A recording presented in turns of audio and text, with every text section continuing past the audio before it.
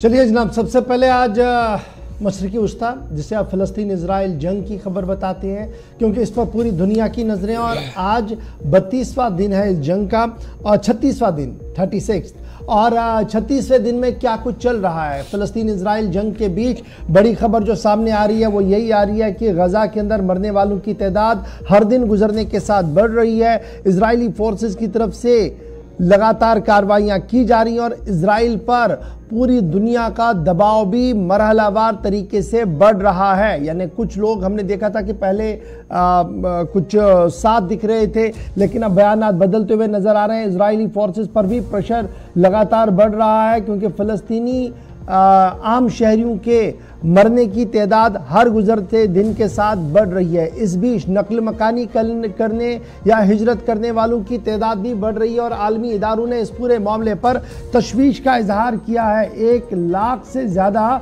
फ़लस्तीनियों ने अपने इलाकों से हिजरत कर ली है। या तो नॉर्थ से वो साउथ चले गए हैं, या साउथ से नॉर्थ चले गए हैं, या फिर इजराइल को छोड़कर रफा बॉर्डर की ओर जाने की कोशिश में है। और तकरीबन ये तादाद जो है वो 1 लाख फ़लस्तीनियों की बताई जा रही है। इस बीच भारत सरकार का मौक़िफ़ भी एक बार फिर सामने आया है।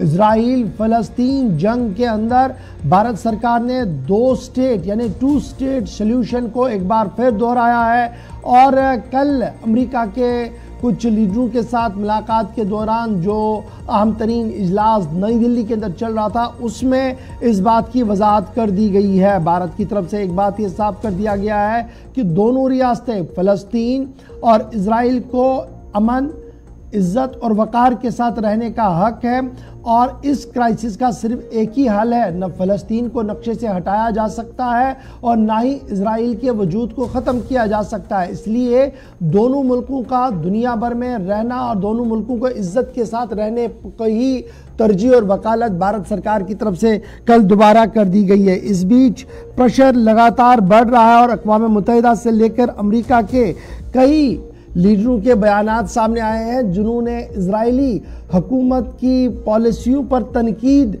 करते हुए साफ कर दिया कि जिस तरीके से हिजरत का सिलसिला बढ़ रहा है, जिस तरीके से लोगों के मारे जाने का सिलसिला हो रहा है, ये इंतहाई अफसोसनाक है और यह पूरी तौर से बंद होना चाहिए। गज़ा का आज 36वां दिन है।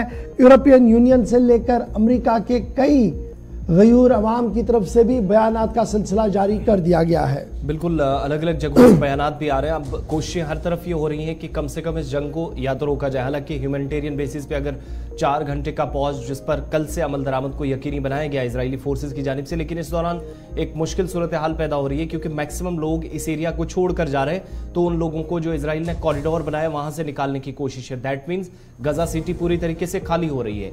लेकिन जब इस तरह के इकदाम उठाए जा रहे हैं, यूरोपियन ममालिक जो इस वक्त बेंजामिन नेतन्याहू के साथ भी हैं, इजराइल को सेल्फ डिफेंस का मौका देने की बात कर रहे हैं, वही यूरोपियन मुल्क इस वक्त एक आवाज भी उठा रहे हैं कि कम से कम ये कत्लेआम जिसमें बच्चे सबसे ज्यादा मुतासिर हो रहे हैं, ये बंद होना चाहिए। यूरोपियन मेंबर पार्लियामेंट है, उनकी जरा आपको साउंड बाइट सुनाते हैं, जो कि खुद पार्लियामेंट के अंदर खड़े होकर, और ये पहला इस तरह का बयान यूरोप से है, जहां तक मुख्तलिफ मालिक अब तक कह रहे थे कि इजराइल ठीक कर रहा है, खुद को बचाने के लिए, अपने शहरियों के तहफ़्फ़ुज़ के लिए वो यकीनी तौर पर इकदाम उठा सकता और ये उसको हक भी हासिल है।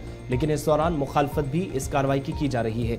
यूरोपियन पार्लियामेंट के जो मेंबर्स हैं, उनमें से एक मेंबर हैं, उनको जरा सुनते हैं, और इनका नाम है Claire Daly. Thanks, President. A month has elapsed since the commencement of the unrelenting mass murder of Palestinians in Gaza. It's not a spiral of violence, Frau von der Leyen. It's genocide, openly declared and carried out by the apartheid state of Israel. Starvation, bombing hospitals, ambulances, journalists, humanitarian routes. 10,000 dead. 1 in 200 Gazans killed. A Palestinian child slaughtered every 10 minutes for a month. And Frau von der Leyen's answer to this graveyard for children is to tell Israel to avoid civilians, be as targeted as you can. Well, that displays some neck. You can't even call for it to stop. You can't even call for a ceasefire. Well, of course you can't, because these crimes against humanity are being carried out with your weapons, in your name, when you stood with Israel a month ago and you said you'd stand with them now.